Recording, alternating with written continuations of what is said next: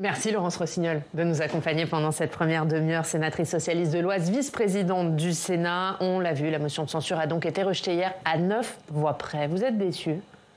Ah oui, 9 voix, on peut se dire qu'effectivement, il s'en est fallu de quelques voix, de quelques députés LR qui auraient eu le sursaut et le courage peut-être de se dire qu'ils pouvaient mettre un terme à ce climat qui dans le pays aujourd'hui est en train d'inquiéter tout le monde.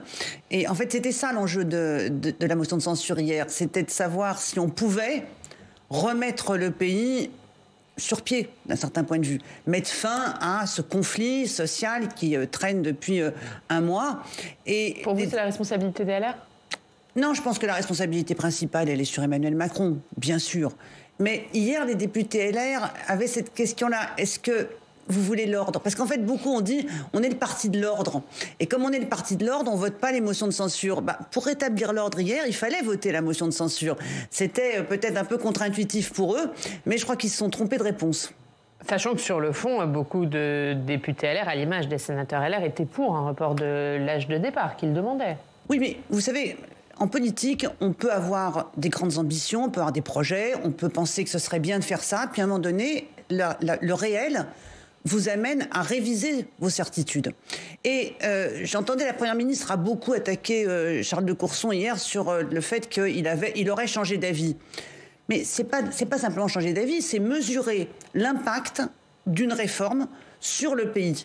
Et on peut se dire, voilà, je pensais que c'était bien de faire ça, d'augmenter la durée du travail. Pour autant, étant donné ce que ça provoque dans le pays, je pense qu'il serait raisonnable de revenir en arrière et de ne pas imposer au pays quelque chose dont il ne veut pas. Donc les députés LR et tous ceux qui auparavant auraient défendu un recul de l'âge de la retraite et qui aujourd'hui ont changé d'avis, l'ont fait parce qu'ils ont montré qu'ils n'étaient pas dogmatiques, contrairement au président de la République, qui, quoi qu'il se passe, quoi qu'on lui dise, quel que soit le climat dans le pays, continue à s'obstiner à vouloir passer cette réforme dont plus personne ne comprend d'ailleurs quelle est la signification et l'enjeu, puisqu'ils ont changé 3 fois d'explication. Au début, c'était pour faire une réforme juste. Ils nous ont raconté des tas d'histoires. Je ne reviens pas sur les 1 200 €, les 43 ans, etc. Ensuite, c'était une réforme pour sauver le régime de retraite. Et puis à la fin, on apprend que c'est une réforme pour les marchés. Donc on se dit, quelle était l'explication véridique? Peut-être aucune, probablement aucune en fin de compte. Mais est-ce que ce matin, alors qu'hier la réforme a été adoptée par le Parlement, puisque rejet de la motion de censure signifie adoption du texte, est-ce que ce matin, vous demandez encore son retrait? Bien sûr. Vous savez, moi, j'ai pas oublié le CPE, que tout le monde a en tête, où la réforme a été retirée après la promulgation de la loi. Bien sûr qu'on demande son retrait. Bien sûr que la manifestation, la grande journée de mobilisation de jeudi va être encore très importante. Et nous allons utiliser, comme disait Jean-Jacques Goldman, tous les moyens, y compris des moyens légaux, pour faire échec à cette réforme. Donc, le RIP, le référendum d'initiative parlementaire. Ouais, on va en parler. Et puis d'autre part, le recours au Conseil constitutionnel. Nous ne lâcherons pas, il n'a pas lâché, nous ne lâcherons pas non plus. On va évidemment parler de tout ça, mais est-ce que vous demandez ce matin le départ d'Elisabeth Borne? Écoutez, Elisabeth Borne, qui est-elle dans cette affaire, à part l'instrument docile d'Emmanuel Macron? Je ne demande pas non plus le départ du président de la République. Je ne sais pas si un autre gouvernement ferait autre chose. Est-ce qu'il faut proposer des arrangements entre la droite qui a soutenu la réforme et puis les En Marche? Enfin, tout ça n'a, en fin de compte, pas un beaucoup remaniement ne d'importance. serait pas forcément la solution pour vous? Je pense qu'ils y arriveront inéluctablement. Ce gouvernement est carbonisé, la Première ministre l'est aussi. J'entendais, vous disiez il y a un instant, le président de la République consulte. Alors j'ai quand même levé la tête, je me dis, tiens, il va rencontrer enfin l'intersyndicale. Pas du tout. Il consulte sa présidente de l'Assemblée, il consulte ses députés, il consulte ses ministères. L'entre-soi. Et Gérard Larcher. Et Gérard Larcher, parce que c'est le président du Sénat, et peut-être aussi parce qu'il a été d'un bon soutien dans cette loi, disons-le également. Mais en fait, ils se consultent entre eux. C'est l'entre-soi macroniste d'une équipe qui gouverne hors sol notre pays et qui continue de se congratuler entre elles-mêmes.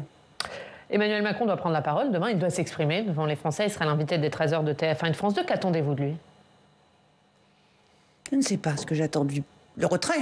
Bien entendu, à cet instant, je ne peux vous dire rien d'autre que le retrait.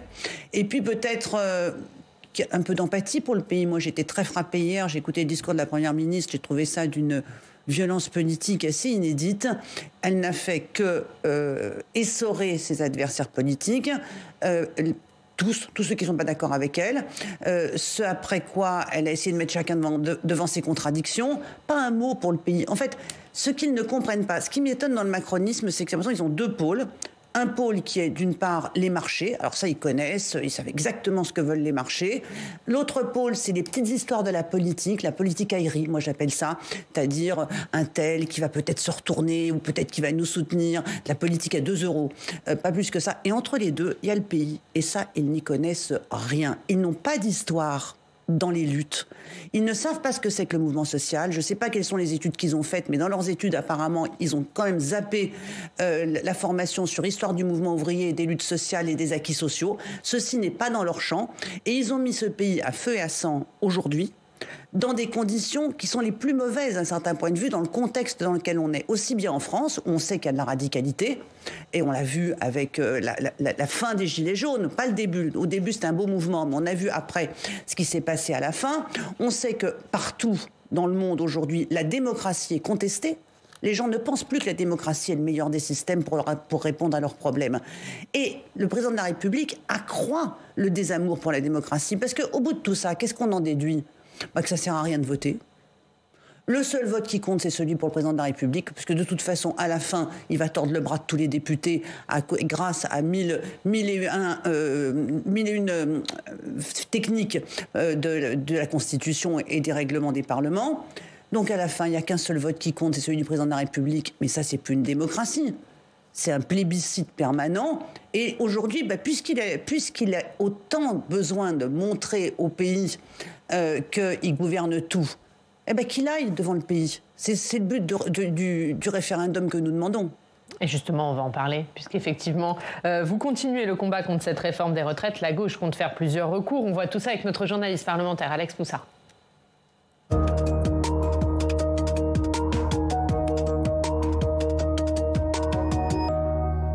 Bonjour Alex. Bonjour Ariane, bonjour Laurence Rossignol. Bonjour. Et Alex, la gauche et le Rassemblement national doivent saisir aujourd'hui le Conseil constitutionnel pour essayer d'obtenir la censure de la réforme des retraites. Est-ce que c'est possible ? Eh bien, Ariane, disons qu'il y a plusieurs arguments qui laissent penser que cette réforme des retraites pourrait être retoquée au moins partiellement par le Conseil constitutionnel, avec plusieurs points litigieux. D'abord, le véhicule législatif. Le gouvernement a choisi un budget de la sécurité sociale rectificatif pour faire passer cette réforme des retraites, ce qui a limité le temps de débat parlementaire à 50 jours dans les deux chambres. C'est le fameux article 47.1 de la Constitution. Et cette mesure avait déjà été critiquée par le Conseil d'État. Ensuite, certains points du texte n'ont pas de lien avec un budget de la sécurité sociale. C'est le cas de l'index sur l'emploi des seniors. Cette mesure, elle pourrait être balayée par les sages du Conseil constitutionnel. Et puis, lors du débat au Sénat, la droite sénatoriale et le gouvernement ont utilisé de nombreux leviers de procédure, des articles du règlement du Sénat, des articles de la Constitution pour accélérer les débats, ce qui fait espérer à la gauche que ce débat parlementaire soit déclaré insincère par le Conseil constitutionnel.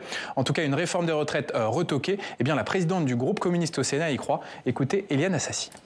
Il y a plusieurs mesures de cette réforme des retraites qui n'a strictement rien à voir avec un projet de loi de financement de la sécurité sociale. Donc, nous allons laisser le Conseil constitutionnel donner son avis sur ce point, mais sur d'autres aussi qui sont dans le texte. Donc oui, pour nous, ce texte est illégitime. Il est illégitime parce que nous pensons que constitutionnellement, il est à côté des clous et nous pensons qu'il est illégitime parce qu'il n'a pas de majorité dans le pays. Et Alex, les parlementaires de gauche veulent aussi lancer un référendum d'initiative partagée sur la réforme des retraites, mais le chemin est long. Et oui, l'idée, c'est d'obliger Emmanuel Macron à organiser un référendum sur le report de l'âge de départ à la retraite. C'est possible, mais il y a plusieurs étapes à passer. Première étape, il faut qu'au moins 185 parlementaires signent une proposition de loi en faveur de ce référendum. Alors ça, c'est fait. Le texte vient d'être déposé à l'Assemblée nationale et validé. Deuxième étape, plus compliquée, ce référendum doit être soutenu par 4,87 millions de signatures de citoyens. Les parlementaires de gauche auront 9 mois pour recueillir ces signatures, période pendant laquelle la réforme peut être suspendue, et une étape très difficile avec, par exemple, le référendum d'initiative partagée sur la privatisation d'Aéroports de Paris qui avait trébuché sur cette étape, et il n'avait recueilli qu'1 million de signatures, même si c'était déjà un bon score, on peut l'admettre. Et puis, dernière étape, si ces signatures citoyennes sont récoltées, eh bien, le président de la République doit organiser ce référendum si jamais le Parlement n'examine pas la proposition de loi dans les 6 mois. Et si le Parlement examine le texte, eh bien, cela mettra un terme à la procédure de référendum d'initiative partagée. Laurence Rossignol, d'abord sur l'examen par le Conseil constitutionnel de ces recours déposés par la gauche et par le Rassemblement national. Est-ce que vous pensez que cette réforme peut être retoquée ? Écoutez, je pense que dans cette réforme, il y a beaucoup de vices, et à tous les sens du mot vice. C'est-à-dire qu'il y a une approche vicieuse de la part du gouvernement de la procédure choisie, et puis il y a des vices de procédure ensuite dans la manière dont les choses se sont faites. Pourquoi je dis qu'il y a un vice ? Parce que déjà, choisir un projet de loi de financement de la sécurité sociale rectificatif pour une réforme dont l'objet n'est pas des incidences budgétaires sur les budgets sociaux. L'objet est de reporter l'âge de la retraite. Déjà, c'est un choix qui était un choix, et là je reviens sur le premier sens du mot vicieux, c'était vicieux parce que le but était que le débat soit court à l'Assemblée, puisque c'est un débat encadré dans le temps, et ensuite que le gouvernement puisse user d'un 49.3, puisque l'usage des 49.3 est illimité sur les textes financiers, alors qu'il est limité sur les autres projets de loi. Donc déjà, il y a ça. Première chose, quand même, sur laquelle le Conseil devra se prononcer. Donc, une fois qu'on a dit ça, il y a dans ce texte beaucoup d'articles qui n'ont pas d'incidence financière sur le budget de la Sécurité sociale 2023. Qu'est-ce qu'ils font là ? Voilà. Est-ce que ce sont des cavaliers ? Parce que nous, à chaque fois qu'on fait un amendement, on nous dit « Ah non, cavalier, vous ne pouvez pas demander au Sénat de discuter de cet amendement, c'est un cavalier. » Alors, on va voir si, dans cette affaire-là, combien il y a de cavaliers dans la loi. Enfin, dernière chose, l'accumulation de toutes les procédures, toutes, à l'Assemblée comme au Sénat, toutes les procédures constitutionnelles et celles des règlements qui visent toutes à éteindre le débat. Et ce qui fait qu'à l'Assemblée, le texte n'a pas été voté en première lecture, comme on le sait, et qu'au Sénat, il l'a été ensuite par une procédure de vote bloqué qui a empêché que les amendements de l'opposition soient soumis au vote du Sénat et puissent être discutés. Et enfin, une commission mixte paritaire qui a travaillé sur, d'un côté, un texte non adopté dans une des chambres à l'Assemblée et de l'autre, un texte adopté sans respect du droit d'amendement des sénateurs. Donc, effectivement, le Conseil constitutionnel a de quoi réfléchir et censurer. Mais vous espérez une censure totale ? Écoutez, moi, j'espère une censure suffisante pour que le gouvernement soit obligé de reculer sur l'allongement le report de l'âge de la retraite. C'est le sujet. Il n'y a qu'un seul sujet dans cette affaire. Les gens ne peuvent pas travailler 2 ans de plus comme le gouvernement leur demande. Voilà, c'est le seul sujet. Et je voudrais dire une chose, profitez que je suis chez vous. On a entendu beaucoup d'argusties de la part du gouvernement. En particulier, sauver le régime de retraite, rétablir les finances publiques, satisfaire les marchés.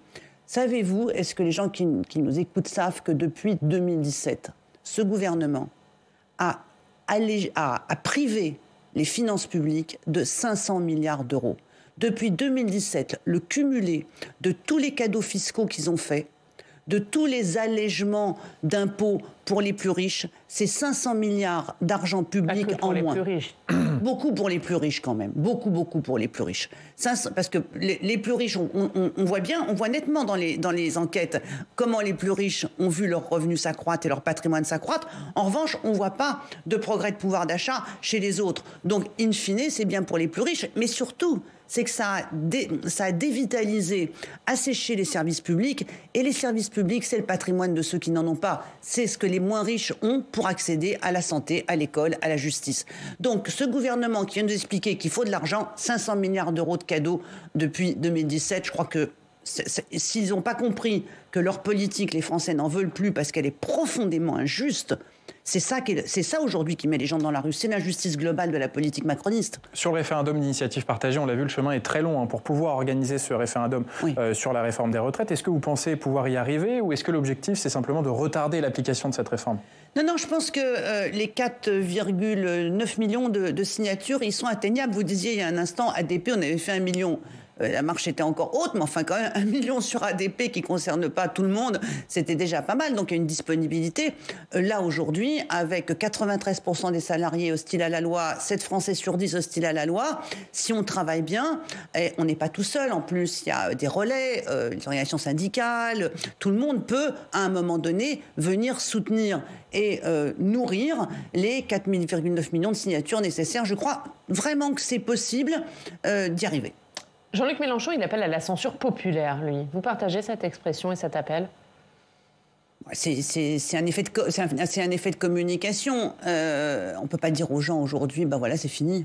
L'histoire est terminée, le gouvernement a fait le 49-3, il a manqué 9 voix, donc maintenant vous pouvez retourner chez vous et vous préparer à travailler 2 ans de plus. On ne peut pas dire ça. Et on voit bien que de toute façon, il y a de la mobilisation, elle est là et elle ne va pas s'arrêter. Et vous craignez qu'elle se radicalise, qu'elle dégénère, qu'il y ait beaucoup de violence ? Bien sûr que je crains que les mobilisations connaissent des moments de radicalisation, des moments de violence. Pour autant, ce n'est pas une raison suffisante pour cesser la mobilisation. Voilà. Ça, le gouvernement a fait le choix de la radicalisation.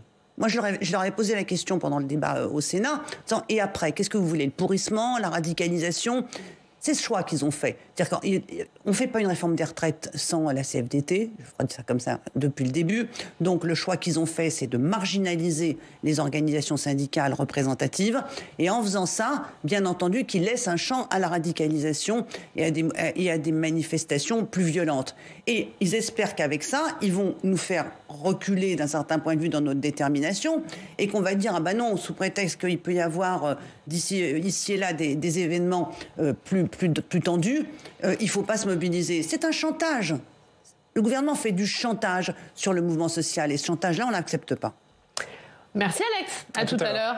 On va parler des conséquences sur les Républicains. Oui, qui sont toujours autant divisés sur cette réforme des retraites. Et on va voir les conséquences de ce mouvement dans votre département de l'Oise avec nos partenaires de la presse régionale. On retrouve Jean-Marc Chevauché. Bonjour Jean-Marc, merci beaucoup d'être avec nous, rédacteur en chef adjoint au Courrier Picard. Et Jean-Marc, vous allez revenir justement sur cette réforme des retraites et les répercussions sur la politique locale.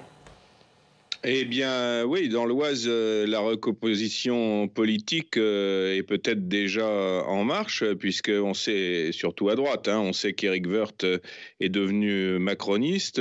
Hier, un des rares députés des Républicains à avoir voté les 2 motions de censure est Maxime Minot, député de l'Oise, les Républicains, qui a voté également la motion du Rassemblement national. Alors, ma question pour Laurence Rossignol, à travers ce qui s'est passé hier et les répercussions que ça a dans votre département, est-ce que vous analysez cela aussi comme une recomposition de la droite dans l'Oise qui peut aller jusqu'à l'extrême droite entre ce qui s'est passé avec Éric Woerth qui est devenu macroniste, je le disais, et Maxime Minot qui a voté hier pour la motion du Rassemblement national?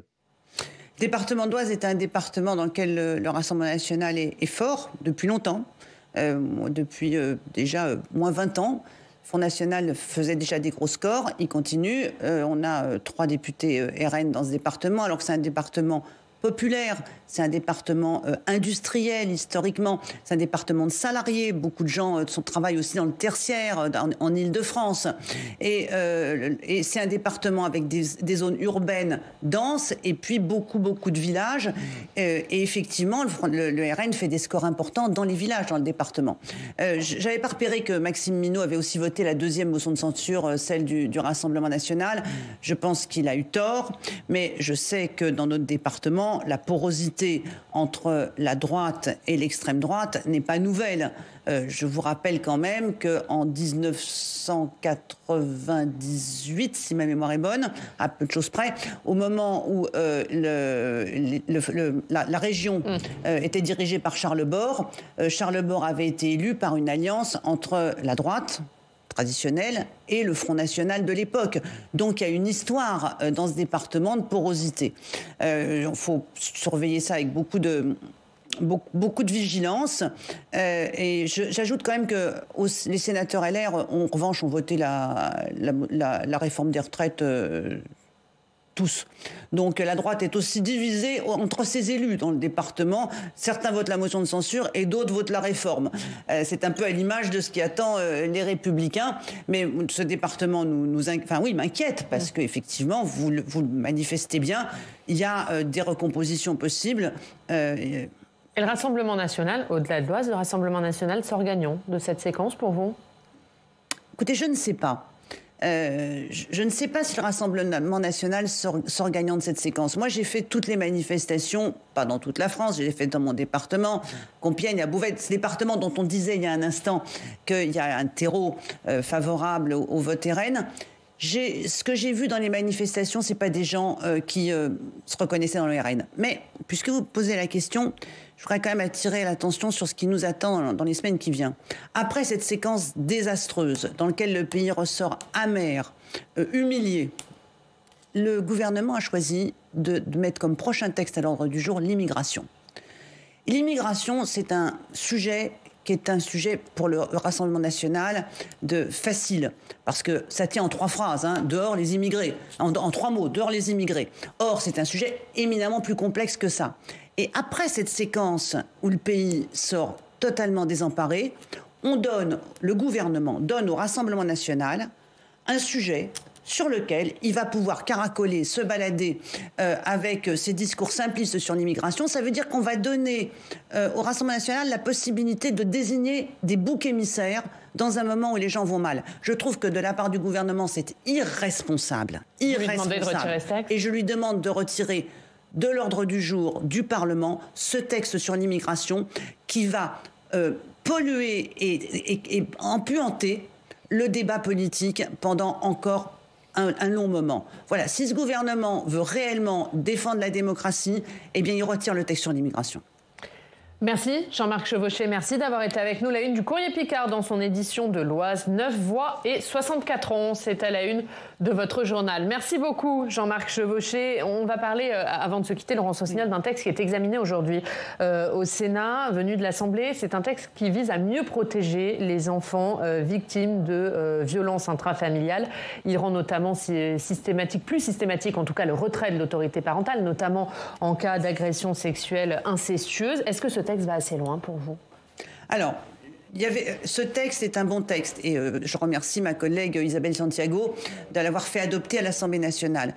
Il y avait 2 options. Soit on vote le texte conforme au Sénat et il est tout de suite mis en œuvre, soit c'est pas le cas et on va encore perdre du temps. Donc à partir du moment où visiblement la rapporteure a pas voulu que ce texte soit mis en application rapidement et va déposer des amendements, je peux me permettre de dire que, à mon sens, il faut aller beaucoup plus loin.